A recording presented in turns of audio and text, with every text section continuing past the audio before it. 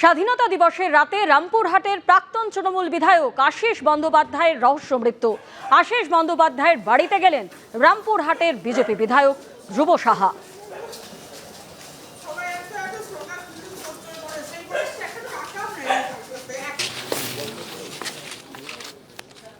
ওনাকে অসম্মান কে করলো? উনি যে বলছেন যে আমাকে এই যে দুর্নীতির আমার কোনো দায় নয়, এই ধরনের আমাকে মেলাইন করা হচ্ছে, কোনটা আপনাদের মনে হয়? দেখুন, ওনার বাড়ির প্রাঙ্গণে তৃণমূলের বিষয়ে বেশি রাজনৈতিক কথা না বলাই ভালো।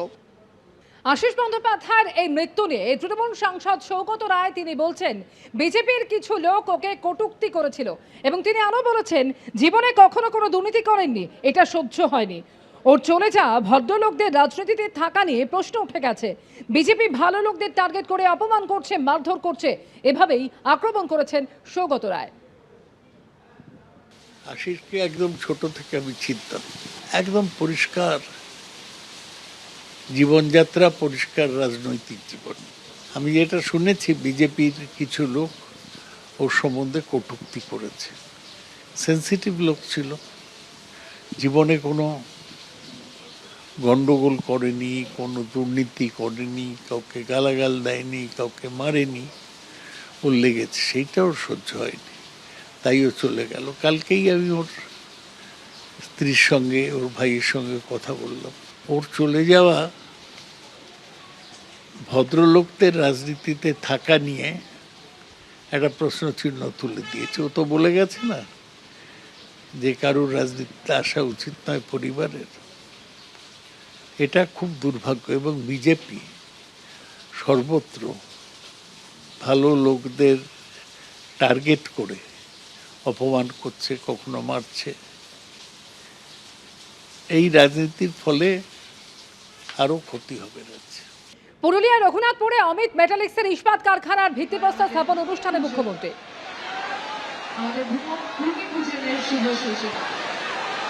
আপনারা ইতিমধ্যে স্ক্রিনে দেখতে পাচ্ছেন যে অমিত মেটালিক্সের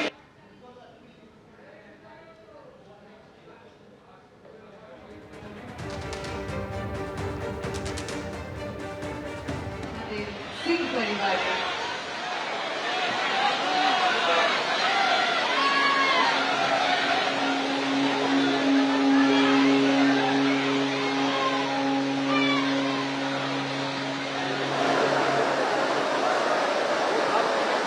আমাদের সংস্কৃতিতে কোনো নতুন নির্মাণ শুরু করার আগে ভূমিকে সম্মান জানানো এবং তার আশীর্বাদ নেওয়া এক বিশেষ। পুরুলিয়া রঘুনাথপুরের অমিত মেটালিক্স লিমিটেড ইস্পাত কারখানার আজকে ভিত্তিপ্রস্তর স্থাপন অনুষ্ঠান সরাসরি ছবি এই মুহূর্তে দেখতে পাচ্ছেন।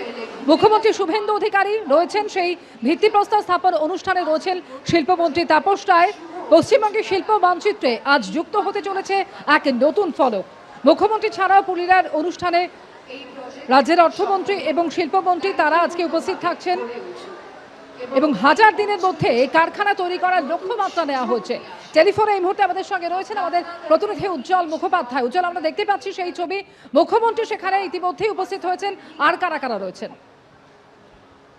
দেখো, সেটা হচ্ছে এই মুহূর্তে মুখ্যমন্ত্রী এসেছেন এবং ভূমি পুজো চলছে।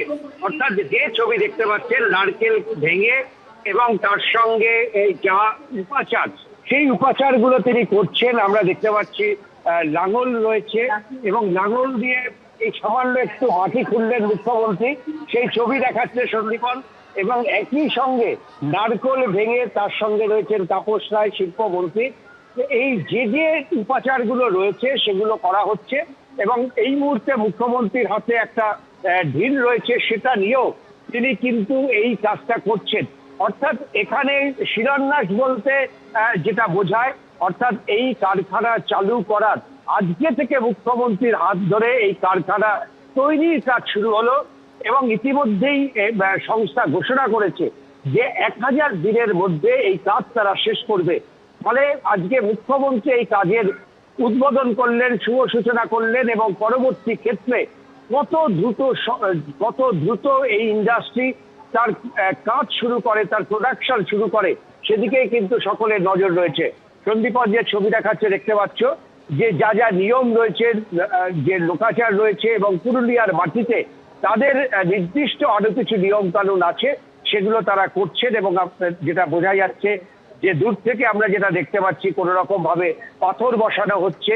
যেই জায়গাটায় ভূমি পুজো করছেন মুখ্যমন্ত্রী, সেখানে কিন্তু এই অমিত ইন্ডাস্ট্রি পরিবারের সদস্যরা উপস্থিত রয়েছেন। এছাড়াও যে সমস্ত মন্ত্রীরা আজকে উপস্থিত ছিলেন, অর্জুন সিং থেকে শুরু করে সকলেই এখানে উপস্থিত আছেন। এবং এই ভূমি পুজোর কাজ কিন্তু চলছে। এরপরে মুখ্যমন্ত্রী তিনি ভাষণ দেবেন। এই মুহূর্তে বাইরের পরিবেশ কিন্তু অত্যন্ত দুর্যোগপূর্ণ। মুখ্যমন্ত্রী যখন এখানে ঢুকছেন সেই সময় মুষলধারে বৃষ্টি হচ্ছে। এই মুহূর্তেও কিন্তু একেবারে আকাশ ভেঙে বৃষ্টি যাকে বলে সেই বৃষ্টি হচ্ছে বাইরে।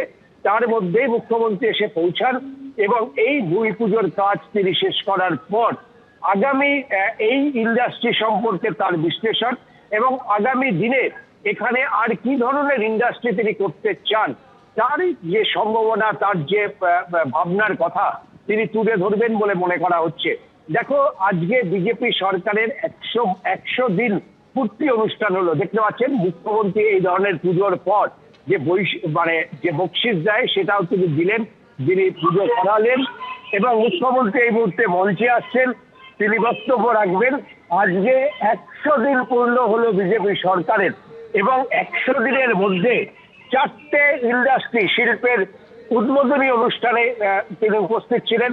কোনোটা ইন্ডাস্ট্রি আরো কিছুটা সম্প্রসার হয়েছে। অমিত এখানে যেটা এসেছেন সেটা নতুন ইন্ডাস্ট্রি স্থাপন হবে। এর আগে বাঁকুড়াতে তিনি যে শ্যামস্টিল করেছিলেন সেখানে তার যে প্রোডাকশন হাউস সেটাকে আরো কিছুটা বৃদ্ধি করা হলো। দুর্গাপুরেও আরো একটি কারখানা তিনি উদ্বোধন করেছেন। ফলে সব মিলে মুখ্যমন্ত্রী ঘোষণা করেছিলেন তার লক্ষ্য হচ্ছে 100 দিনের মধ্যে বেশ কিছু শিল্প স্থাপন করা এবং শুধু খাতা কলমে শিল্প স্থাপন করা না, তারা কবের মধ্যে কাজ শুরু করবে, কবের মধ্যে সেখানে কর্মী নিয়োগ হবে, তার বিস্তারিত রিপোর্ট সহ তারপরে তিনি সেই ধরনের কারখানার উদ্বোধন করবেন।